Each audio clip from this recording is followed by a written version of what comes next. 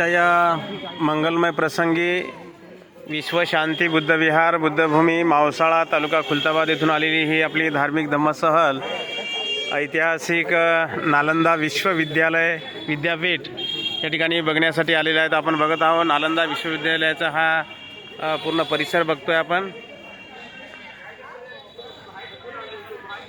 आगे सबको बैठने का आपल्या धम्मसहलीतील सर्व उपासक या ठिकाणी आपापलं तिकीट घेत आहेत। हे तिकीट घर आहे। या ठिकाणी एका माणसाचं 40 रुपये तिकीट आहे। आपल्या धम्मसहलीतील सर्व उपासक या ठिकाणी तिकीट घेत आहेत आणि हा संपूर्ण परिसर आपण बघतो आहे। हा संपूर्ण परिसर नालंदा विश्वविद्यापीठाचा हा परिसर आपण बघतोय।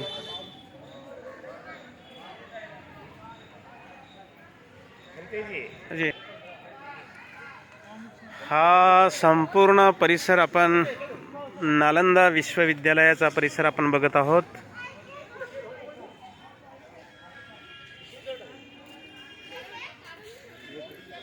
आपले पब्लिक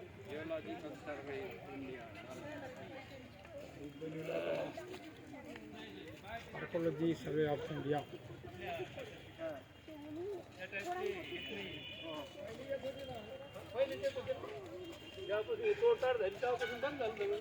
बाबासाहेबांच्या आजच्या या मंगलमय पावन पवित्र या शुभदिनी बुद्धभूमी मावसाळ्यावरून निघालेली ही धार्मिक धम्मसहल ऐतिहासिक नालंदा विश्वविद्यालयामध्ये आपण पोहोचलेलो आहोत।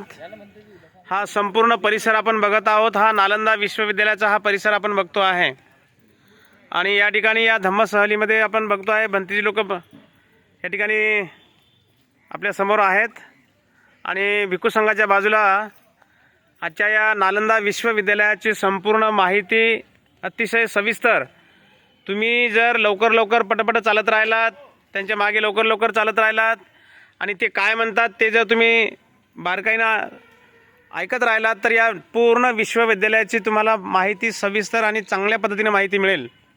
आणि म्हणून या ठिकाणी आपण थोडं सिरियसली राहायचं आहे। ते काय सांगतात, काय सूचना देतात, काय बोलतात ते आपण लक्षामध्ये घ्यायचं आहे। हे आजच्या नालंदा विश्वविद्यालयाच्या विद्यालयाच्या या निमित्तानं इथले स्थानिकचे हे गाईड आहेत आणि अनिल कुमारजी हे आपल्याला आजच्या या नालंदा विश्वविद्यालयाची माहिती देतील। Okay sir. ओके, जय भीम, जय भारत। प्रथम मैं गाइड की हैसियत से आपका स्वागत करता हूं इस पावन भूमि धरती पे जहां आज आप बैठे हैं। यहाँ बुद्धा भगवान बैठे, ये आप जानकर यहाँ आए, बहुत बहुत स्वागत है ऐसे प्रज्ञाबोधी भंते जी का जो बहुत ध्यान रख कर के ग्रुप लीडर तो बहुत आते हैं लेकिन ऐसे भंते जी लोग बहुत कम मिलेंगे जो बहुत ध्यान रख कर के अपने ग्रुप को अपने ही लोगों के साथ गाइड करने का आज्ञा देते या समय रहते हर चीज़ हम दिखा सके लोगों को, ऐसा ध्यान रखते। तो ये नालंदा अपना बौद्ध विश्वविद्यालय है जिसकी कहानी बुद्धा भगवान के समय से शुरू होता है। आज से 2600 साल पहले 600 ईसा पूर्व यहाँ आम का बागीचा था। यहाँ बुद्धा भगवान आए और 2 शिष्य बनाया, मोगलाना एंड सारिपुत्रा। मोगलाना जिसकी समाधि सांची स्तूपा मध्य प्रदेश भोपाल में है, यहाँ पे सारिपुत्र का स्तूप है। अंदर में सारिपुत्र के राख को रख करके राजा अशोक ने वो स्तूपा बनाया जो नालंदा का सबसे ऊंचा और विशाल स्तूप है। उसके बाद नालंदा विश्वविद्यालय का निर्माण 5वीं शताब्दी में मगध के राजा कुमारगुप्त ने किया था। तो इस विश्वविद्यालय के संस्थापक राजा कुमारगुप्त थे। ये 5वीं शताब्दी का बिल्डिंग है। भगवान बुद्ध के 1000 साल बाद का, आज से 1600 साल पहले का कुमारगुप्त राजा ने इसे बनाया। इसे हर्षवर्धन देवपाल राजाओं के द्वारा और भी विस्तार हुआ था। इसकी एरिया 10 किलोमीटर लंबी और 5 किलोमीटर चौड़ी थी। यहाँ पर 10,000 बौद्ध विद्यार्थी और 1,500 प्रोफेसर पढ़ने पढ़ाने के काम में लगे हुए थे। लेकिन 1200 ईस्वी में दुष्ट बख्तियार खिलजी का अटैक हुआ नालंदा पे और नालंदा को खत्म कर दिया गया। आप जानते हैं कहीं भी चोरी होती है तो कुछ चोर लोग बगल के भी होते हैं, कुछ लोकल ब्राह्मण लोगों ने भी उनको साथ दिया और ये बौद्ध विश्वविद्यालय को खत्म करा दिया, जला दिया। यहाँ 3 बड़ी बड़ी पुस्तकालय थी, लाइब्रेरी था जिसका नाम था रत्न सागर, रत्न दधि और रत्न रंजिका। इतनी किताबें थी उनमें।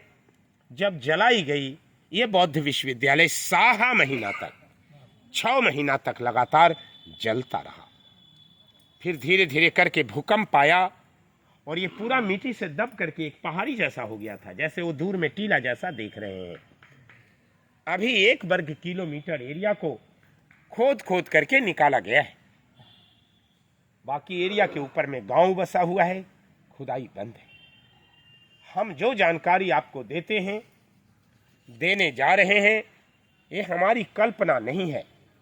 ये सारी बातें हुएनसांग चीनी यात्री की डायरी से मालूम पड़ता है, जो यहाँ का छात्र भी बाद में यहाँ का टीचर भी रहा था। हुएनसांग ने अपनी जो डायरी लिखा, आज भी वो डायरी चाइना में है, जिस डायरी का नाम है सी यूकी। उस डायरी में उन्होंने वर्णन किया था नालंदा के बारे में। नालंदा 2 शब्दों का मेल है, नालंग और दा। नालंग का अर्थ होता है कमल का फूल, जो ज्ञान का प्रतीक है। दा माने देने वाला, जो ज्ञान देने वाला जगह है वह नालंदा है। इस विश्वविद्यालय में 700 साल तक पढ़ाई होती रही थी। यहाँ 17 बड़े बड़े हायर स्कॉलर हुए, जो टाइम टू टाइम नालंदा के हेड हुए, जिनका नाम है नरोपा, तिलोपा, विरूपा, मरपा, गुरु पद्म संभवा, शांति देवा, शांति रक्षिता, आर्यदेवा, वसुबंधु, अशंगा, धर्म कीर्ति, सुविष्णु, नागार्जुन, चंद्र कीर्ति, शीलभद्र। ये सब बड़े बड़े स्कॉलर थे नालंदा का। नालंदा विश्वविद्यालय में फ्री शिक्षा मिलती थी, पढ़ने वालों को कोई फीस नहीं लगता था। सारा खर्चा राजा लोग देते थे। राजाओं को आप गांव वाले दान देते थे, प्लस 100 गांव का जो रेवेन्यू आता था वो भी राजा इनको दे देते थे। लेकिन नालंदा विश्वविद्यालय में एडमिशन का व्यवस्था काफी कठिन था। यहाँ का जो विषय था, भाषा थी, पाली भाषा थी, जो अपने बुद्धा भगवान की भाषा है। लेकिन विषय के रूप में कला विज्ञान, आयुर्वेद विज्ञान, चिकित्सा विज्ञान, दर्शन शास्त्र, तत्व ज्ञान, खगोल विज्ञान, ये सब मुख्य विषय थे। यहाँ प्रवेश पाने के लिए 4 बड़े बड़े गेट होते थे, जिस गेट पर द्वारपाल टेस्ट परीक्षा लेते थे। यदि छात्र सही जवाब देते थे तो एडमिशन उनका होता था। मैंने एडमिशन टेस्ट, जरा विचार कीजिए, सोचिए, जहाँ का द्वारपाल इतना टैलेंट हो, जहाँ का गेट कीपर चपरासी परीक्षा लेता हो, भला उनके प्रोफेसर प्रिंसिपल कितने विद्वान रहे होंगे। लेकिन अभी तक नालंदा विश्वविद्यालय का ओरिजिनल गेट नहीं मिल सका है, क्योंकि 1 ही किलोमीटर की खुदाई हुई है। अतः एक छोटा सा रास्ता दीवार काट करके बनाया गया है, जिससे हम लोग प्रवेश करेंगे और घूम के उसी से वापिस बाहर आएंगे। ओके, तो अब हम लोग इसको साधु साधु साधु साधु।